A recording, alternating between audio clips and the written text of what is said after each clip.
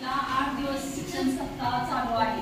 या शिक्षण सप्ताहामध्ये आपला 5वा दिवस लावून गेलेला आहे। तो का राहिला तर पावसाळी सुट्टी जाहीर झाल्यामुळे तो दिवस आपला राहिलेला आहे।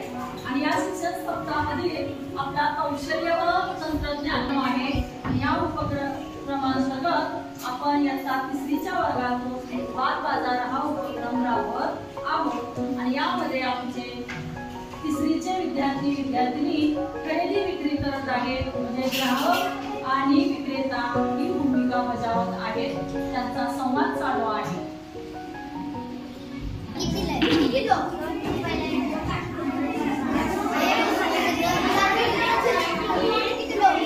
मॅडम जिथं हे कितीला आहे? 2 रुपयाला आहे। हे 10 रुपये धरा आणि हे सगळे मला द्या।